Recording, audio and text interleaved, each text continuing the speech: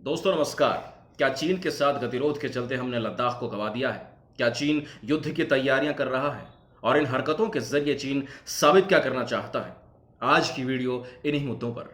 शुरुआत करेंगे ताजा गतिरोध से, जहां पर पेंगोंग लेक के समीप भारत और चीन की सेना आपस में भिड़ गई। जी हां, सिक्किम के इस इलाके में दोनों ही सेनाएं आपस में भिड़ गई।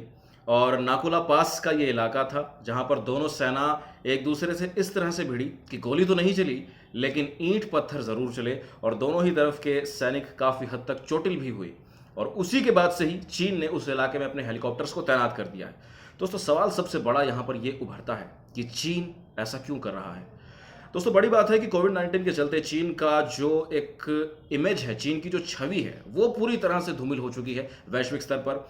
तो उससे ध्यान हटाने के लिए चीन के राष्ट्रपति शी जिनपिंग अपनी सेना को युद्ध की तैयारियां करने का आदेश दे चुके हैं और अपने देश की जनता को भी शी जिनपिंग ये मैसेज देना चाहते हैं कि वो अपने देश के लिए पूरी तरह से जागरूक हैं और जो ध्यान है जनता का वो भी कहीं ना कहीं हट जाए, क्योंकि कोरोना की महामारी के चलते अंतर्राष्ट्रीय स्तर पर चीन की किरकिरी लगातार होती जा रही है। लेकिन दोस्तों, सवाल एक ये भी उभरता है कि क्या चीन जैसे देश को ऐसी हरकतें करना शोभा देता है। चीन से बहुत बड़ी गलती हुई है, ये बात सभी जानते हैं। कोरोना की महामारी चीन से ही फैली थी और ऐसे में चीन को एक और जहां हम्बल होकर अपने उस कार्य के लिए माफी मांगनी चाहिए, अपनी गलती के लिए सबसे माफी मांगनी चाहिए, बजाय उसके चीन इस वक्त एक बदमाश देश जैसा व्यवहार कर रहा है।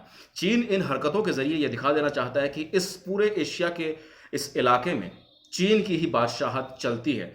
और कहीं ना कहीं दोस्तों, मुझे याद आता है साल 2017 का वो दौर जहां पर 73 दिनों तक दोनों देश की सेनाएं एक दूसरे के सामने टिकी रही थी, लेकिन भारतीय सेना एक कदम भी पीछे नहीं हटी थी। और मुझे ऐसा लगता है इस बार भी भारतीय सेना पूरी तरह से डटी रहेगी और पीछे नहीं हटेगी। दोस्तों, चलिए बात कर लेते हैं लद्दाख की।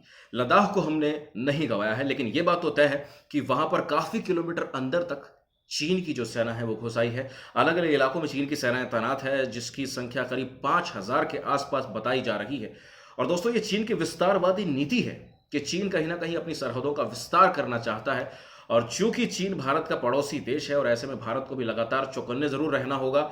लगातार मीटिंग्स का दौर जारी है और एक बात तो दोस्तों यहां पर तय है कि अंतर्राष्ट्रीय स्तर पर भारत को चीन को घेरना होगा। चीन की गलती है, सभी ये जानते हैं, और अमेरिका तो लगातार चीन को इस हरकत के लिए कोसता ही आया है। ऐसे में अब ये देखना होगा कि चीन की जो कंपनियां हैं वो किस तरह से भारत आ सकती हैं। लगातार वहां से कंपनियों ने अपना बोरिया बिस्तर समेटना शुरू कर दिया है और इसी के चलते चीन पूरी तरह से बौखला गया है। और उसी मुद्दे से ध्यान हटाने के लिए चीन इस तरह की हरकतों को अंजाम दे रहा है। और इस हरकत से चीन भारत को भी ये संदेश देना चाहता है कि हांगकांग के मुद्दे पर भी भारत चुप रहे।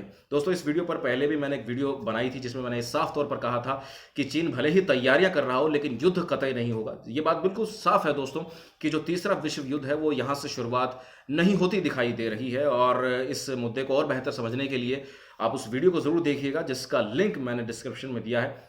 यहां पर चीन से निपटने के लिए भारत को पूरी तरह से स्ट्रेटेजी बनानी होगी, जिसके लिए लगातार मीटिंग्स जारी हैं और डिप्लोमेटिक तरीके से ही इस पूरे मामले को हैंडल करना होगा। फिलहाल के लिए इस वीडियो में इतना ही। मुझे दीजिए इजाजत। नमस्कार।